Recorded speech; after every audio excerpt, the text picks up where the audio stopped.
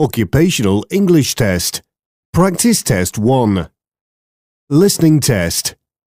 This test has 3 parts. In each part, you'll hear a number of different extracts. At the start of each extract, you'll hear this sound. You'll have the time to read the questions before you hear each extract, and you'll hear each extract once only. Complete your answers as you listen. At the end of the test, you'll have 2 minutes to check your answers. In this part of the test, you'll hear 2 different extracts. In each extract, a health professional is talking to a patient. For questions 1 to 24, complete the notes with the information you hear. Now, look at the notes for Extract 1. Extract 1. Questions 1 to 12. You hear a physiotherapist talking to a patient called Ewan Hunt. For questions 1 to 12, complete the notes with the word or short phrase. You now have 30 seconds to look at the notes.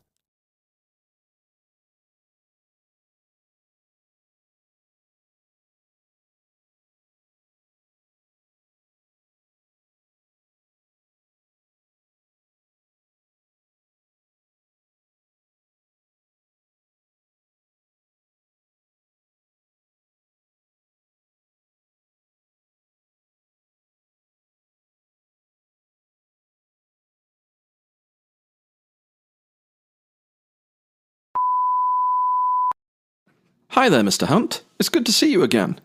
Just to reassure you that I've received your file from Dr. Patel and her letter as well, okay? Thank you. It's really good to see you too. Oh, happy belated birthday for yesterday. Am I right in thinking you just celebrated your 60th? Yes, thank you. Did you do anything nice? They made a huge fuss at the restaurant where I work. I kept telling them that I'm too old for all of that, but they weren't having it. All right. What do you do?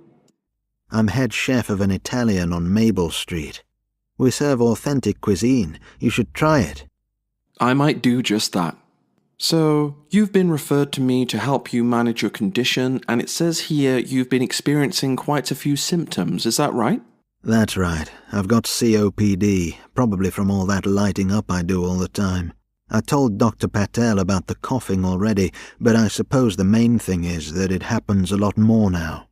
Worse still, now I have phlegm too. It's quite disgusting, kind of yellow, green. You already know about the wheezing. That's probably the worst of the 3. Well, I don't want to sound like I'm preaching, but you do know what I'm going to say, don't you? Course I do. I've heard it all before. You're going to ask me to give up the facts. But it's not that easy, you know? I've been doing it since I was 16. Why did you start, if you don't mind me asking? No, I don't mind. Couple of lads on the estate reckoned it was the coolest thing since the advent of the wheel. Once they were doing it, everyone followed suit, so I guess you could say that I was peer-pressured into it, like. Haven't looked back since, really. I understand. It says here that you attended sessions at the clinic. Didn't they help?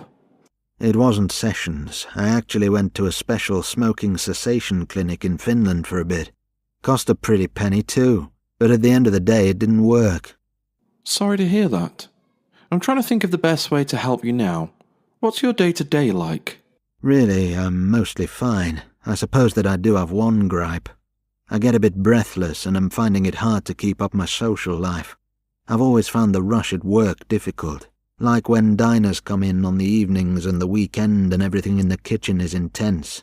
But now, even when I'm lifting pans from one end of the kitchen to the other, it's tough. Also, I can't do the things I love anymore, like hiking. Used to go every weekend, but now I get breathless just thinking about it. Mr. Patel has suggested I can prescribe you with an inhaler if you feel it would help. You can take it as and when you need. That sounds good. You'd need to take 1 to 2 puffs a day, as and when you feel the breathlessness coming along. You can't take any more than 4 puffs in any 24-hour period, okay? Understood. There's another thing I've been asked to talk to you about. There's a procedure that you could try called endobronchial valve insertion. You've been identified as a potential for it. Endo what? I can't even say it. What's that?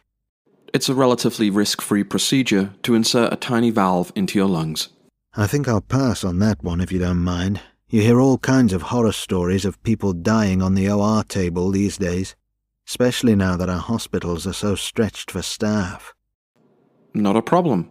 The other thing, I suppose, is just to echo Dr. Patel's advice about weight loss to you. Happy to show you a few exercises that I think you'll enjoy as much as you did your other activities. Then I guess we can pick up again in 2 weeks' time. See how you're... Extract 2. Questions 13 to 24. You hear a nurse talking to a patient, Shauna Burke. 4 questions 13 to 24. Complete the notes with a word or short phrase. You now have 30 seconds to look at the notes.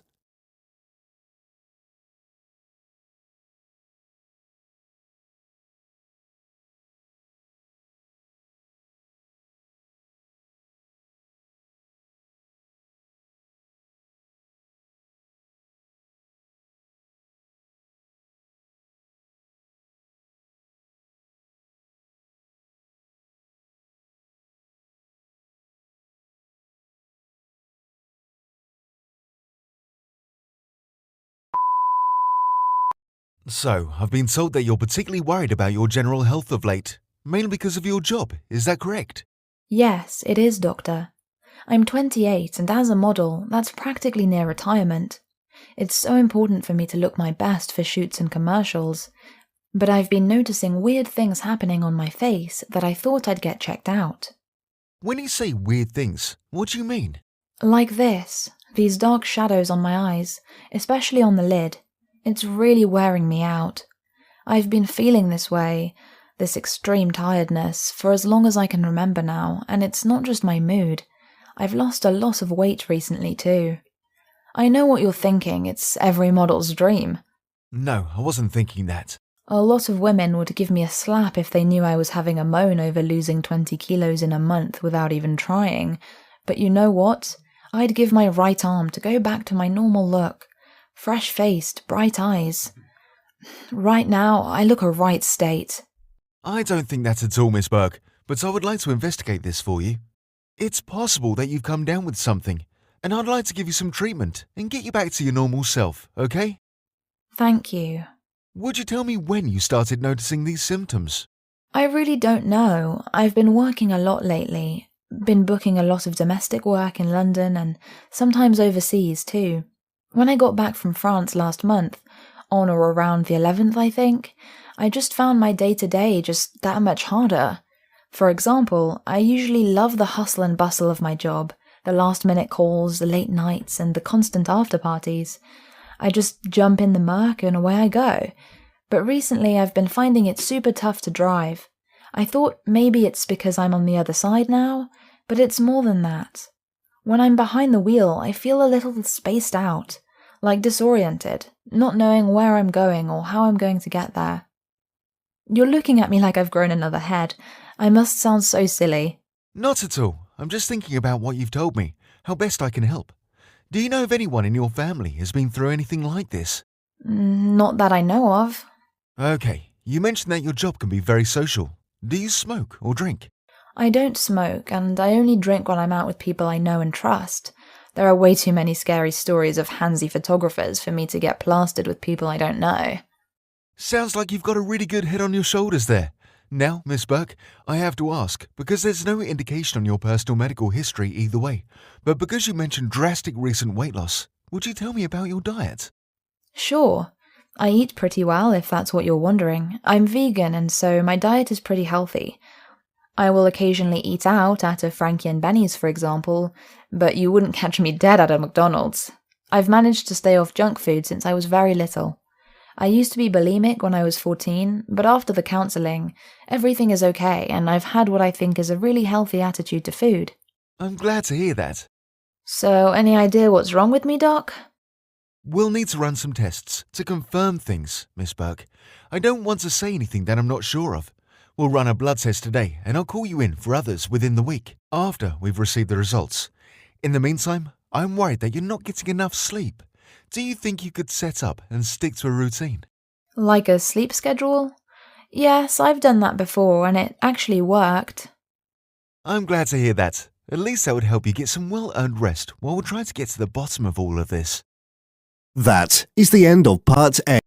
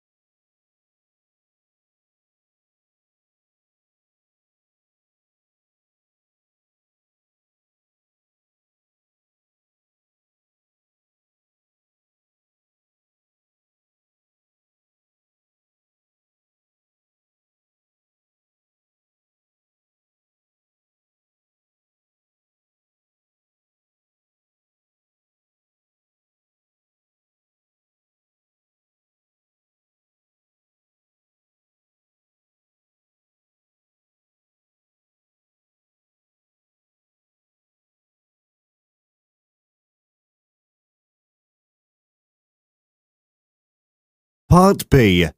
In this part of the test, there are 6 short extracts relating to the work of health professionals. For questions 25 to 30, choose answer A, B or C, which you think best fits according to what you hear. Question 25. You hear 2 nurses talking about a plan for a citywide drive. Now read the question.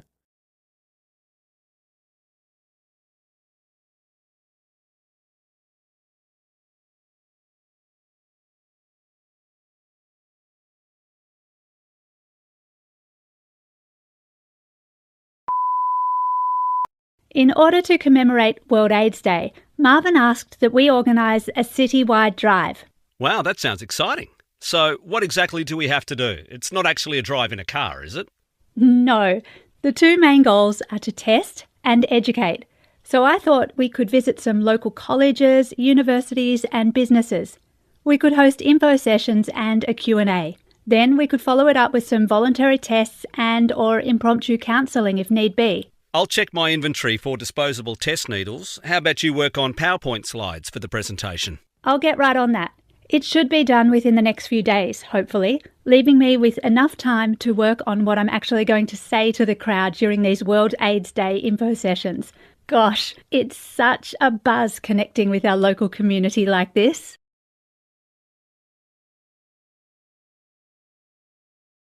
Question 26. You hear a conversation between a pharmacist and her co-worker. Now read the question.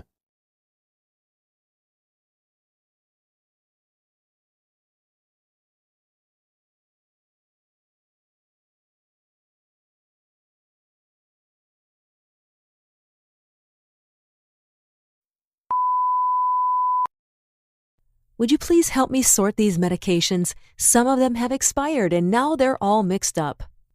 Sure. Shall I start with A to H? And you can do I to Z. Yes, that sounds like a plan. Thank you so much, Kate. And again, I'm sorry to have to pull you in over the weekend like this. That's okay. I wouldn't have been doing much anyway, just helping out with my dogs.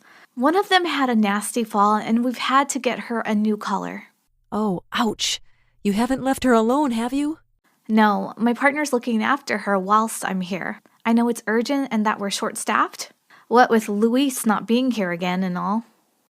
It's the third time this month, and I am really sick of it. No one else has been away as much, and it's driving me around the bend how much extra we have to do around here these days.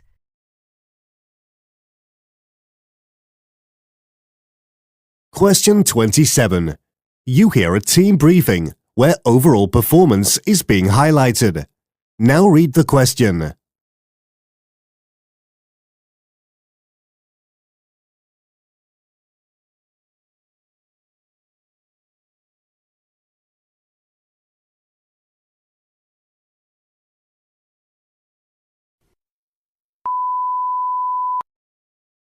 Thank you all for coming. I'll make this brief, shall I? My department has noticed an increase in the number of absences on the ward of late, and it is causing us some concern. This is a hospital, and when we are short-staffed, patient care suffers. With the HQC breathing down our necks, it's not something that we can continue to have happen. We are considering taking drastic measures in order to protect our patients and our reputations, and that may just include terminating frequent absentees. Surely, that's a little harsh. Well, it's a serious matter, and despite several disciplinaries, we've concluded that talking to them hasn't worked.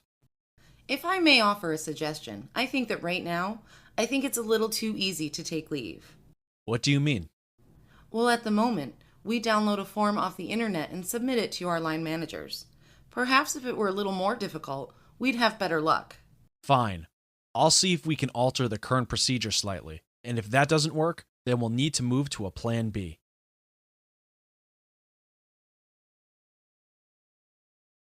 Question 28. You hear a conversation between two nurses. Now read the question.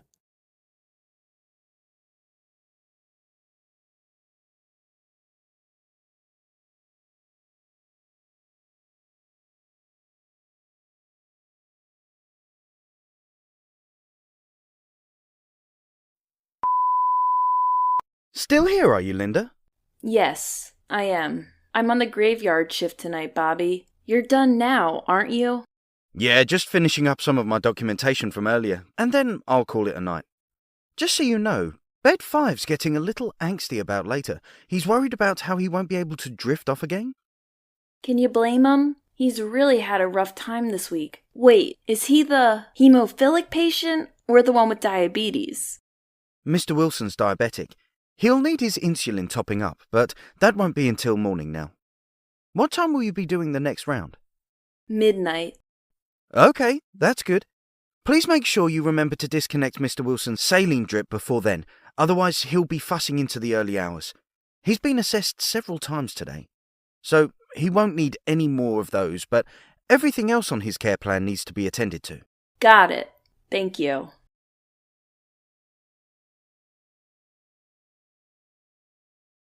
Question 29. You hear a morning briefing. Now read the question.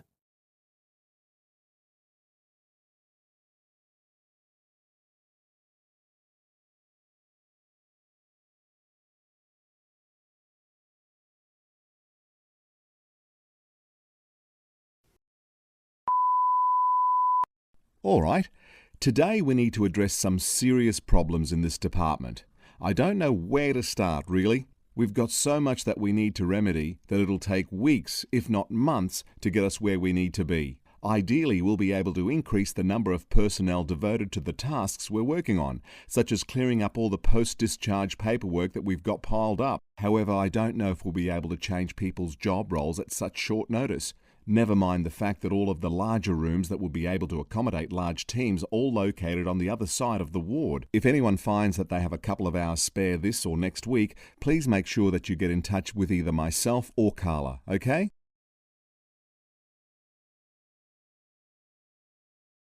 Question 30. You hear a conversation between two nurses. Now read the question.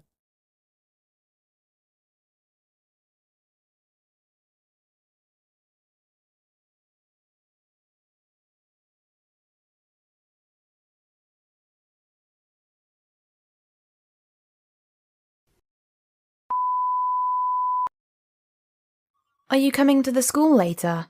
I've been asked to organise the vaccinations for the under-16s. Oh, is that today? Yes, why? Will that be a problem? Not really. I'm just trying to organise my day. Can I ask you one thing, though? Of course. We've organised tetanus vaccinations at that school before, if I remember correctly. Now, if they've all been immunised against the flu, why are we having to give H1N1 vaccinations today? I wondered the same thing, and you know what? It beats me. But that's what it says on the chart, so that's what we'll have to give them. All right, no worries. Give me 10 minutes and I'll clear up the rest of my day and prep to go with you.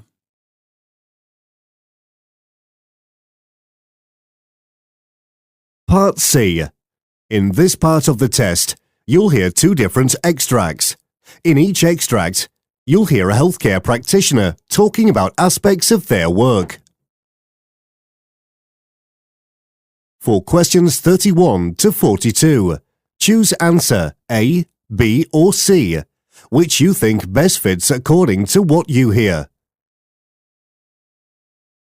Extract 1, questions 31 to 36.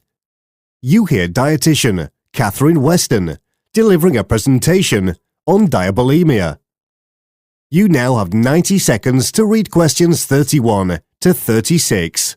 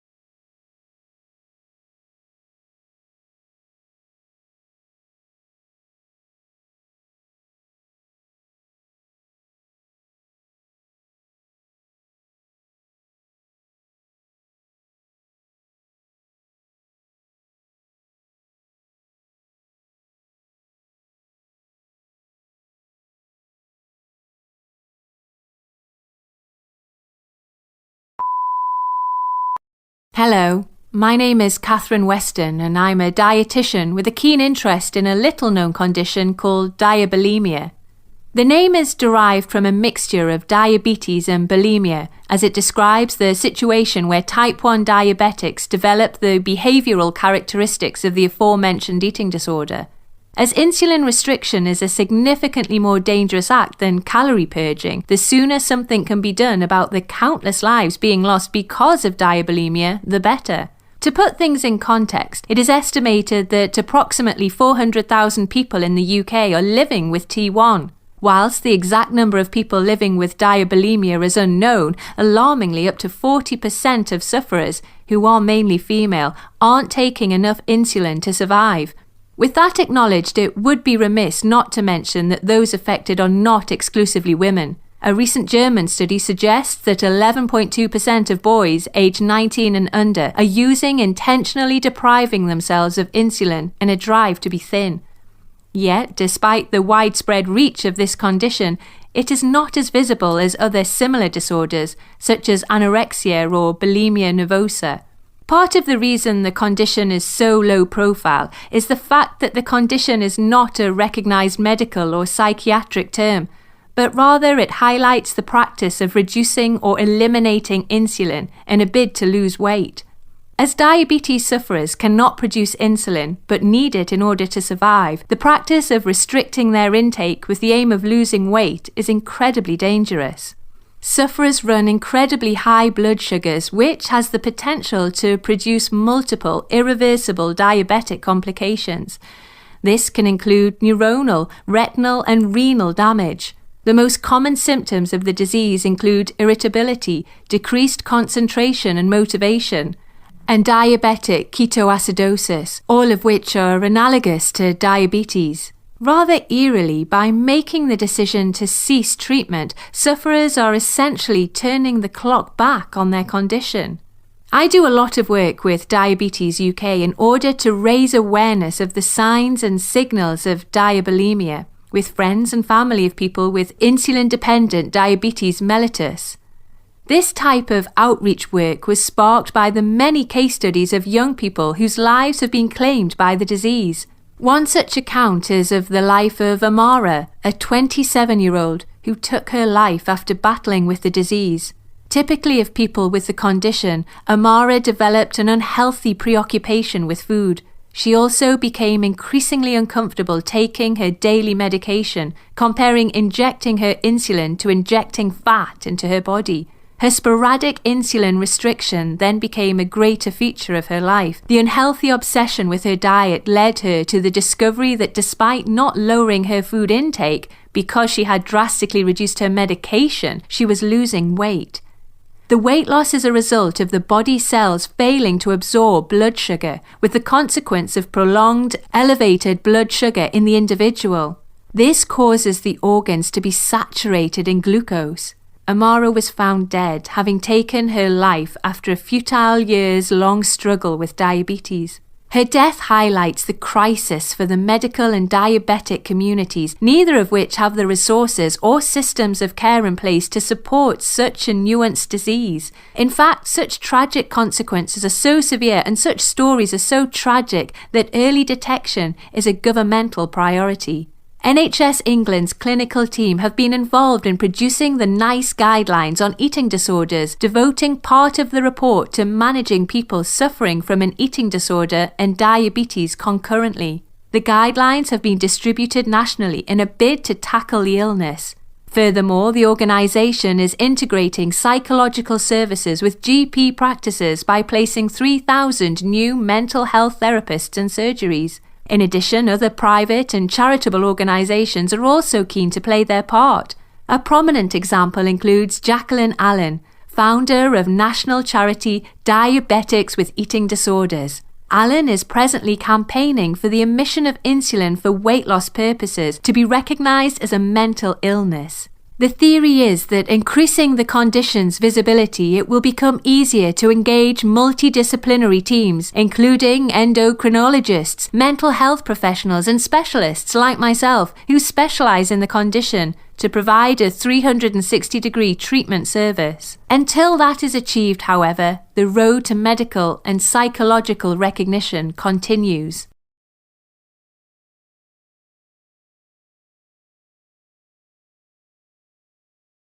Extract 2, questions 37 to 42. You hear an interview with Dr. Janae Brown discussing a neurological condition. You now have 90 seconds to read questions 37 to 42.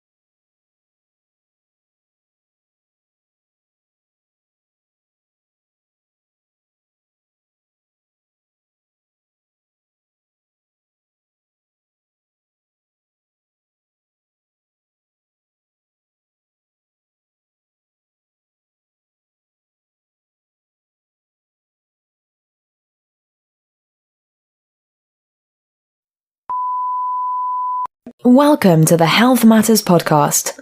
Joining me today is Dr. Janae Brown, all the way from the East Coast. Dr. Brown, thank you for flying in. Thank you, Ricky. It's a pleasure to be here. So I know that you deal with many neurological conditions, but I understand that today you'll be talking to our listeners about one in particular. Tell us, Dr. Brown, what is multiple sclerosis, and how many people have got it? Multiple sclerosis is a neurovascular disease that affects the brain and the spinal cord. Usually, the nerve fibers of the central nervous system are protected by myelin. Myelin helps the nerve fibers to transfer messages faster between the brain and the rest of the body. When multiple sclerosis sets in, the immune system identifies myelin as foreign and in turn destroys it. The damage then interrupts the message pathway by suppressing the myelin completely or stripping some parts of it, leading to the formation of scars. The disease is lifelong once someone is diagnosed, though with proper specialized management, a person can survive for long. According to the United Kingdom's National Health Survey, there are more than 100,000 people diagnosed with multiple sclerosis annually. Are there many risk factors of multiple sclerosis? And could you give us examples of the effect the condition can have on its sufferers?